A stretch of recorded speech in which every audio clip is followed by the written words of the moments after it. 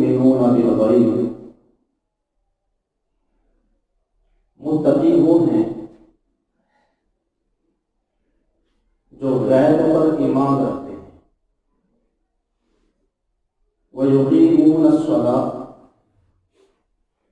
نماز قائم کرتے ہیں، وَمِمَّا رَزَقْنَاهُمْ يُنْفِقُونَ، اور جو روزی ہم نے ان کو دی ہے اس میں سے خرچ کرتے ہیں، وَالَّذِينَ يُؤْمِنُونَ بِمَا أُنزِلَ إِلَيْكَ، اور اے میرا محبوب پیغمبر صلی اللہ علیہ وسلم جو کچھ آپ کی طرف نازل کیا گیا اس پر بھی ایمان رکھتے ہیں، وما انزل من قبلک، اور جو کچھ پہلے نازل ہو چکا اس پر بھی ایمان رکھتے ہیں، وبالآخرۃ ہم یوقنون، اور آخرت پر پکا ٹھکا ان کا یقین ہے، اولئک علی ھدی من ربہم، یہی لوگ اللہ کی طرف سے ہدایت یافتہ ہیں، وَأُولَٰئِكَ هُمُ الْمُفْلِحُونَ، اور یہی وہ لوگ ہیں جو دنیا آخرت میں کامیاب ہونے والے ہیں۔ یہ وہ صفات ہیں متقیوں کی کہ جن کے اندر یہ صفات پائی جائیں گی وہ متقی ہے، جس میں یہ صفات پائی جائیں گی وہ بندہ دنیا میں بھی کامیاب ہے اور آخرت میں بھی کامیاب ہے۔ اللہ رب العزت ہم سب کو ان صفات کو اپنانے کی توفیق عطا فرمائے۔ گرامی قدر، متقین کی ان صفات میں اللہ رب العزت نے جو سب سے پہلی صفت بیان فرمائی وہ یہ ہے کہ الذین یؤمنون بالغیب، کہ متقی وہ ہے جو غیب پر ایمان رکھتے ہیں۔ تو پتہ چلا کہ جب تک ایمان نہیں ہوگا تب تک کوئی خیر کا کام، کوئی اچھا عمل اللہ کی بارگاہ میں قبول بھی نہیں ہوگا۔ سب سے پہلی چیز ایمان ہے۔ گزشتہ جمعے پر بھی میں ایمان کے متعلق ہی عرض کر رہا تھا، جیسا کہ اس وقت بیان ہوا کہ ایمان کیا ہے، اس چیز کو سمجھنے کی ضرورت ہے۔ جیسا کہ گزشتہ جمعے پر میں نے عرض کیا تھا کہ ایمان بنیادی چیز ہے، جب تک ایمان نہیں ہوگا اس وقت تک بندے کا کوئی عمل اللہ کی بارگاہ میں قبول نہیں ہے۔ جیسا کہ مثال کے ساتھ میں نے عرض کیا کہ قریش مکہ بیت اللہ شریف کے متولی تھے، ابو جہل اور اس کے رفقا بیت اللہ شریف کی خدمت کیا کرتے تھے، طواف کے لیے اور حج کے لیے، بیت اللہ کی زیارت کے لیے آنے والوں کے لیے انتظامات کیا کرتے تھے، ان کی خدمت کیا کرتے تھے، ستو گھول کر ان کو پلایا کرتے تھے، فلاحی کام کیا کرتے تھے۔ اور آج بھی ہم دنیا میں دیکھیں تو مسلمان سے زیادہ غیر مسلم فلاحی کاموں میں حصہ لیتے ہیں۔ دنیا کے اندر کہیں آفت آ جائے، کوئی مصیبت آ جائے، کوئی زلزلہ آ جائے، کوئی حادثہ پیش آ جائے تو سب سے پہلے غیر مسلم لوگوں کی امداد پہنچتی ہے۔ مگر یہ سب کچھ بیکار ہے جب تک کہ دل میں ایمان نہیں ہوگا۔ ابو جہل جہنمی اس لیے ہوا کہ ٹھیک ہے اس کے سارے کام، ان میں کچھ اچھے کام بھی تھے، خیر کے کام بھی تھے، مگر اس کے باوجود وہ جہنمی اس لیے ہے کیونکہ اس کے دل میں ایمان نہیں تھا۔ تو یہ ایمان بنیادی چیز ہے۔ اب سوال یہ ہے کہ ایمان ہے کیا؟ تو یاد رکھیے ایمان کا ایک لغوی معنی ہے، ایک شرعی معنی ہے۔ ایمان کا لغوی معنی ہے ماننا یا تصدیق کرنا، اور شرعی معنی یہ ہے کہ التصدیق ہوا بجمیع ما جاء به النبی صلی اللہ علیہ وسلم، کہ نبی کریم رؤوف الرحیم رحمت للعالمین خاتم النبیین جناب محمد رسول اللہ صلی اللہ علیہ وسلم جو کچھ اللہ رب العزت کی طرف سے لے کر آئے ان تمام کی تصدیق کرنا، حضور پہ اعتماد اور بھروسہ کرتے ہوئے، یہ ایمان ہے کہ حضور نے جو فرمایا سچ فرمایا۔ ہم نے اللہ کو نہیں دیکھا، ہم نے جنت کو نہیں دیکھا، ہم نے جہنم کو نہیں دیکھا، قبر کے حالات سے ہم واقف نہیں، قیامت میں کیا ہوگا، حشر میں کیا ہوگا، فرشتے ہیں یا نہیں، مگر کیونکہ ہمارے آقا و مولا جناب محمد رسول اللہ صلی اللہ علیہ وسلم نے فرما دیا، آپ پر اعتماد اور بھروسہ کرتے ہوئے ہم ان تمام چیزوں کی تصدیق کرتے ہیں، یہ ایمان ہے۔ اور پھر محدثین اور سلف صالحین نے ایمان کی تعریف کچھ یوں فرمائی ہے، الایمان هو تصدیق بالقلب واقرار باللسان وعمل بالارکان، کہ ایمان نام ہے دل سے تصدیق کرنے کا، زبان سے اقرار کرنے کا، اور اعمال صالحہ کرنے کا۔ تمام علماء، محققین، محدثین، مفسرین، سلف صالحین اس بات پر متفق ہیں کہ ایمان کا اصل مقام وہ دل ہے، تصدیق قلبی یہ اصل ایمان ہے۔ ایمان کی جڑ اور بنیاد اور بیس وہ یہ دل ہے۔ پھر زبان کا اقرار اور عمل بالارکان، اعضاء کا اعمال صالحہ کرنا، یہ اس ایمان کی علامت، نشانی اور دلیل ہے۔ اس لیے کہ جب تک زبان سے اقرار نہیں ہوگا اور اعمال صالحہ نہیں ہوں گے تو ہمیں کیسے پتہ چلے گا کہ مرنے والا مومن تھا؟ تو ظاہری احکام کو جاری کرنے کے لیے، ظاہری احکام کو نافذ کرنے کے لیے یہ ضروری ہے کہ بندہ زبان سے ایمان کا اقرار کرے، مگر نہ اصل ایمان وہ تصدیق بالقلب ہے، دل سے تصدیق کرنا۔ اور پھر یہ جو ایمان ہے، اس ایمان کے 7 بنیادی ارکان یا عقائد ہیں، اور وہ 7 بنیادی ارکان یا عقائد ایسے ارکان اور عقائد ہیں کہ ان میں سے اگر کسی ایک کا بھی انکار کر دیا جائے تو بندہ مومن نہیں رہتا۔ وہ 7 بنیادی ارکان یا عقائد کیا ہیں، انہیں ایمان مفصل میں بیان کیا گیا ہے۔ آمنت باللہ وملائکتہ وکتبہ ورسلہ والیوم الآخر والقدر خیرہ وشرہ من اللہ تعالی والبعث بعد الموت۔ فرمایا کہ سب سے پہلا رکن، سب سے پہلا عقیدہ، آمنت باللہ، میں اللہ پہ ایمان لایا،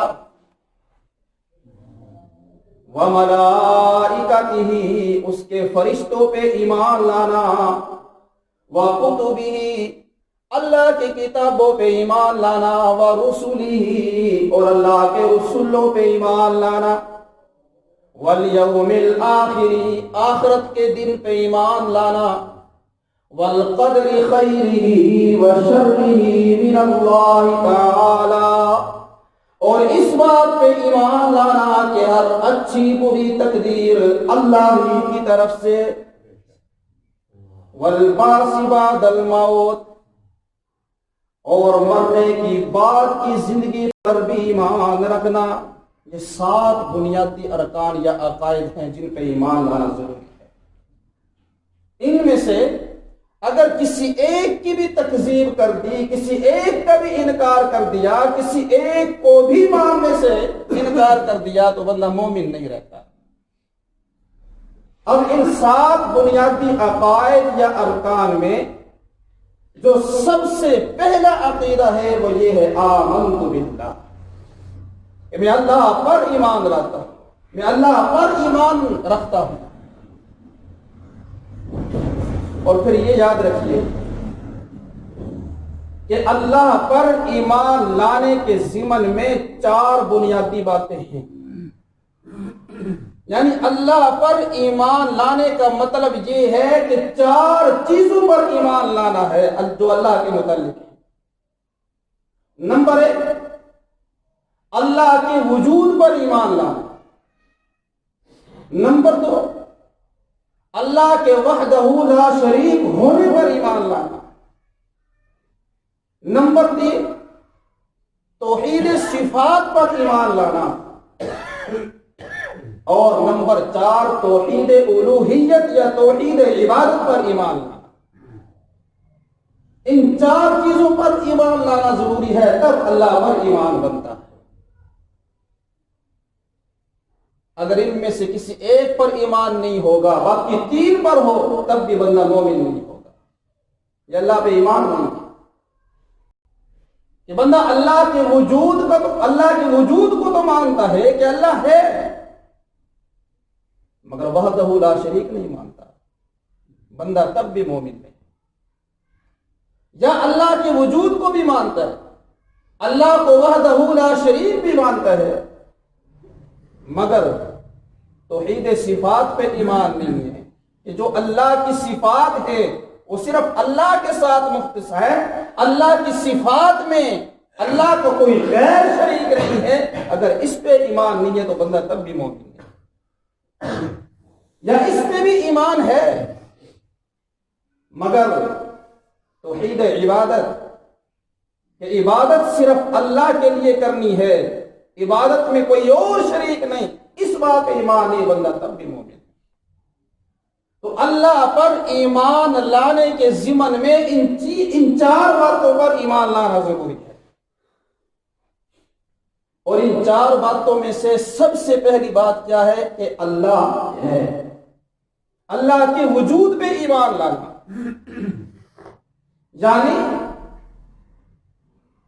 اس بات کا پختہ یقین اور اس بات پر پختہ ایمان ہو یہ جو اتنی بڑی کائنات ہے، اس کائنات کو کوئی بنانے والا ہے اور اس کے نظام کو کوئی چلانے والا ہے، اور وہ کون ہے؟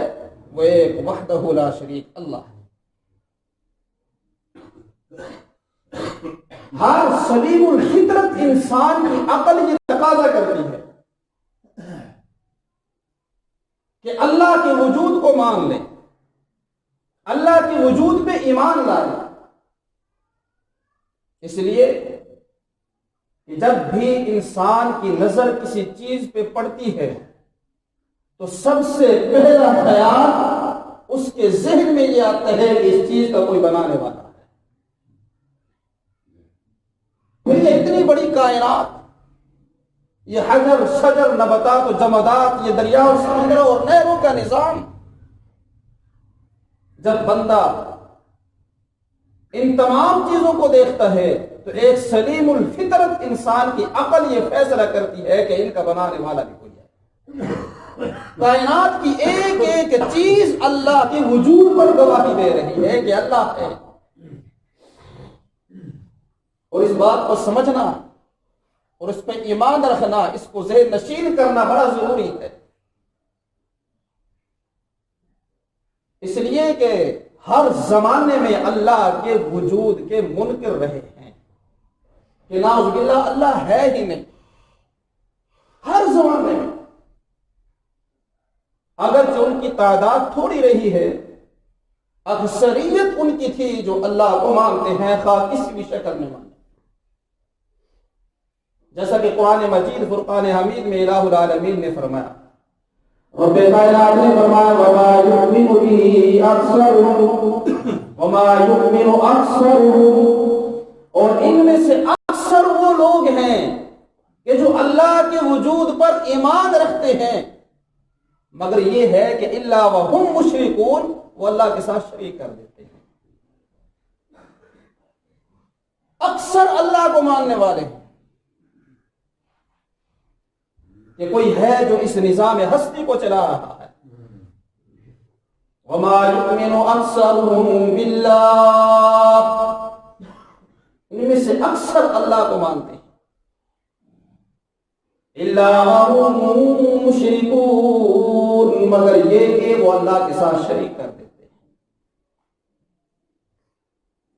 آج بھی ایسے لوگ موجود ہیں، ایسے عقل کے اندھے موجود ہیں کہ جو اللہ کے وجود کے منکر ہیں، جنہیں کمیونسٹ کہا جاتا ہے، سوشلسٹ کہا جاتا ہے، یا دہریے کہا جاتا ہے۔ کائنات کی ایک ایک چیز اگر انسان غور کرے، عقل سلیم رکھتا ہو، تو ایک ایک چیز پکار پکار کے کہتی ہے کہ اللہ کا وجود ہے۔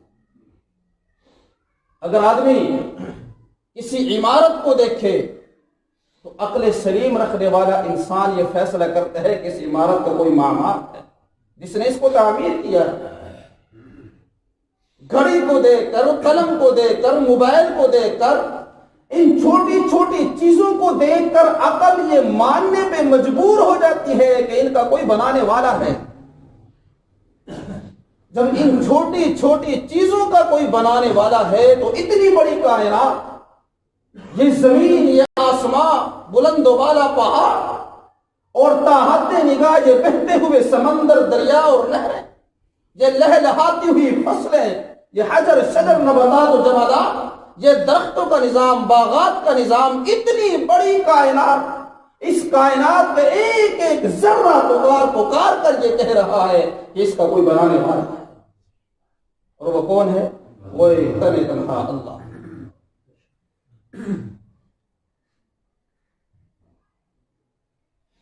عباس کا دور خلافت میں ایک دہریہ خدا کے وجود کا انکار کرنے والا،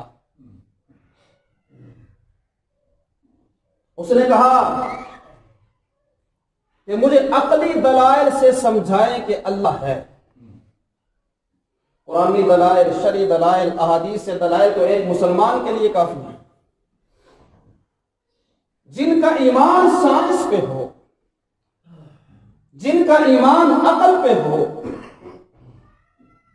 جن کا ایمان اسباب پہ ہو، ان کو بندہ کیسے سمجھائے؟ تو کہا میں اللہ کے وجود کا منکر ہوں، نعوذ باللہ، مجھے عقلی دلائل سے سمجھائیے کہ اللہ ہے۔ خلیفہ وقت نے امام اعظم امام ابو حنیفہ رحمہ اللہ کے پاس پیغام بھیجا کہ آپ تشریف لائیے اور اس کو جواب دیجیے۔ امام اعظم امام ابو حنیفہ رحمہ اللہ کچھ دیر سے آئے۔ جب آپ پہنچے تو آپ سے دیر سے آنے کی وجہ دریافت کی کہ سارے لوگ آپ کا انتظار فرما رہے ہیں، سارے لوگ آپ کے انتظار میں ہیں، آپ اتنی دیر سے کیوں آئے؟ امام اعظم امام ابو حنیفہ رحمہ اللہ نے فرمایا کہ میرے راستے میں دریائے دجلہ پڑتا ہے، تو جب میں اس دریائے دجلہ کے کنارے پہنچا تو وہاں کوئی کشتی موجود نہیں تھی، تو میں نے سوچا کہ اب میں کیسے جاؤں؟ تو میرے دیکھتے ہی دیکھتے یکا یک ایک درخت کٹا، اس کے خود بخود پھٹے بنے، اور پھر وہ پھٹے خود بخود جڑ گئے، کشتی کی شکل اختیار کی، وہ کشتی خود بخود چل کر میرے پاس آئی، میں بیٹھ گیا، وہ دوسرے کنارے پر بیٹھ گیا۔ فرمایا کہ اس وجہ سے مجھے دیر ہوئی ہے۔ امام صاحب رحمہ اللہ کی جب یہ بات اس دہریے نے سنی، سوشلسٹ نے سنی، کہ جس کا نظریہ یہ تھا کہ اللہ نہیں ہے، یہ کائنات خود بخود چل رہی ہے، کون بولا؟ یہ کیسے ہو سکتا ہے کہ ایک درخت خود بخود کٹے، خود بخود اس کے پھٹے بن جائے، خود سے وہ کشتی بن جائے؟ یہ کیسے ہو سکتا ہے؟ امام اعظم امام ابو حنیفہ رحمہ اللہ نے فرمایا کہ جب ایک چھوٹا سا درخت خود بخود نہیں کٹ سکتا، پھٹے خود بخود نہیں بن سکتے، اور ایک چھوٹی سی کشتی خود بخود نہیں بن سکتی، تو اتنی بڑی کائنات خود بخود کیسے بن سکتی؟ یہ اتنا بڑا نظام خود سے کیسے چل سکتا ہے؟ ایک دکان کا نظام خود سے نہیں چل سکتا، چھوٹی سی گھڑی کا ایک نظام خود سے نہیں چل سکتا۔ کہنے لگا اچھا اگر اللہ ہے تو پھر جس چیز کا وجود ہوتا ہے قاعدہ کلیہ یہ ہے کہ اس کا نظر آنا بھی ضروری ہے۔ اگر اللہ ہے تو پھر اللہ ہمیں نظر کیوں نہیں آتا؟ امام اعظم امام ابو حنیفہ رحمہ اللہ نے فرمایا کہ یہ کوئی قاعدہ کلیہ نہیں کہ جس چیز کا وجود ہو وہ نظر بھی آئے، یہ کوئی ضروری نہیں۔ دنیا کے اندر بہت سی ایسی چیزیں موجود ہیں کہ جنہیں ہر انسان مانتا ہے، ان کے وجود کو تسلیم کرتا ہے، مگر نظر نہیں آتی۔ تو اس لیے جس چیز کا وجود ہو اس کا ہر وقت ہر کسی کو نظر آنا یہ کوئی ضروری نہیں ہے۔ بہرحال اس کو سمجھانے کے لیے امام اعظم امام ابو حنیفہ رحمہ اللہ نے دودھ کا ایک گلاس منگوایا اور وہ دودھ کا گلاس اس کے سامنے کیا اور اس سے پوچھا کہ یہ کیا ہے؟ کہا کہ دودھ ہے۔ آپ نے فرمایا کہ دودھ میں مکھن ہوتا ہے، کیا اس میں مکھن ہے؟ کہنے لگا ہاں اس میں مکھن ہے۔ امام صاحب رحمہ اللہ نے فرمایا کہ اس کی کسی خاص ایریے میں ہے یا اس کے ذرے ذرے میں ہے؟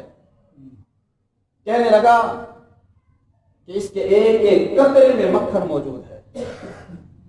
امام صاحب رحمہ اللہ نے فرمایا پھر تیرے قاعدے کلیہ کے مطابق اس کا نظر آنا ضروری ہے۔ کیا وہ نظر آ رہا ہے؟ دودھ میں مکھن موجود ہے، ہر انسان مانتا ہے، عقل تسلیم کرتی ہے، مگر اس دودھ میں وہ مکھن کسی کو نظر نہیں آ رہا۔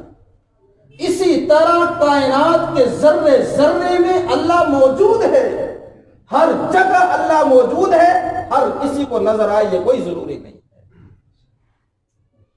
خلیفہ وقت نے اس دہریے کی گردن اڑانے کا حکم دیا اور اس کا قصہ تمام کر دیا۔ عرض یہ کر رہا ہوں کہ اگر بندہ اس کائنات میں غور کرے، تدبر کرے، سوچ و بچار کرے، اپنی عقل کو استعمال کرے، تو کائنات کی ایک ایک چیز اس بات کی گواہی دے گی کہ اللہ ہے۔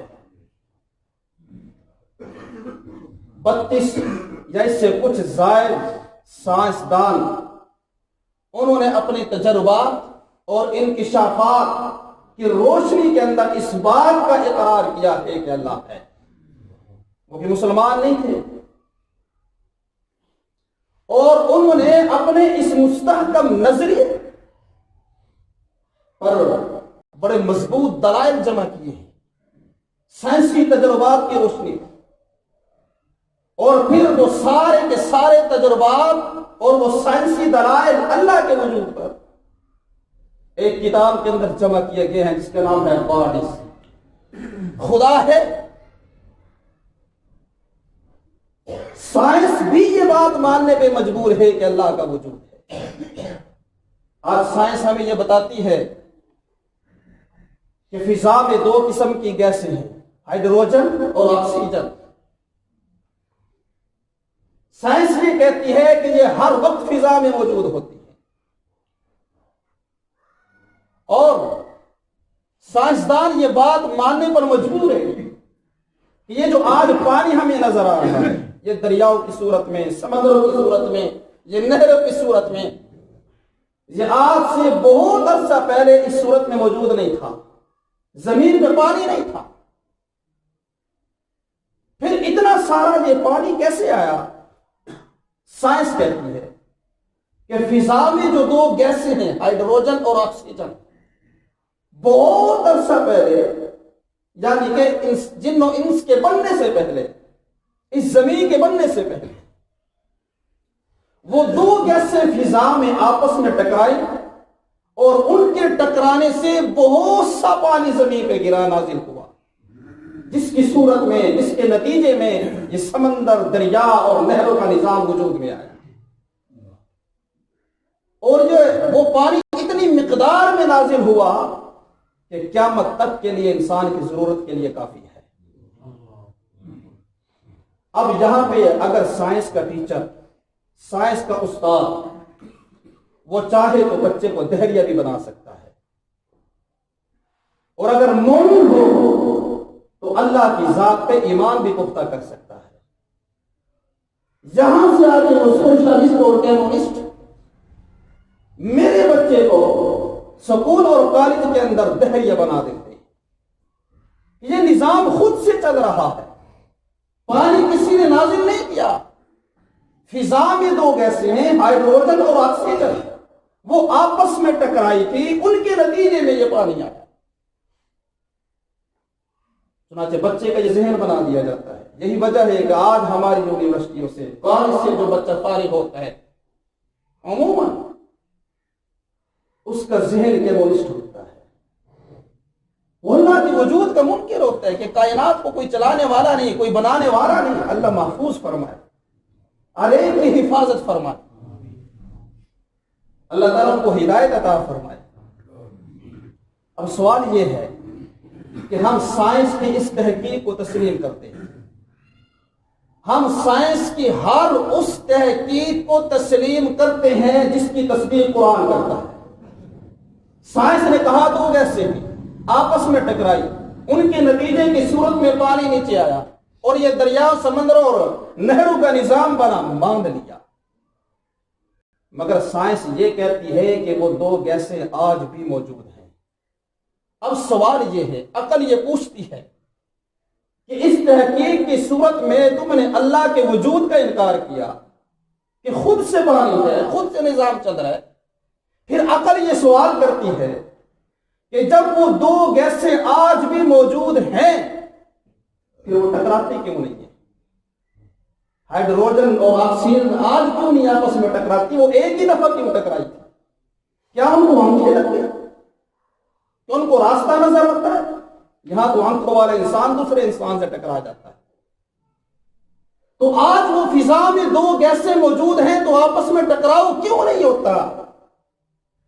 اس کا مطلب یہ ہے، عقل یہ سوچنے پہ مجبور ہے کہ کوئی رحیم کریم شفیق ذات ہے جس نے ان کو ٹکرانے سے روکا ہوا ہے، کہ ان کے ٹکرانے کی صورت میں بہت سا پانی زمین پہ گرے گا، جس کے نتیجے میں یہ بیچاری مخلوق ساری کی ساری تباہ ہو جائے گی۔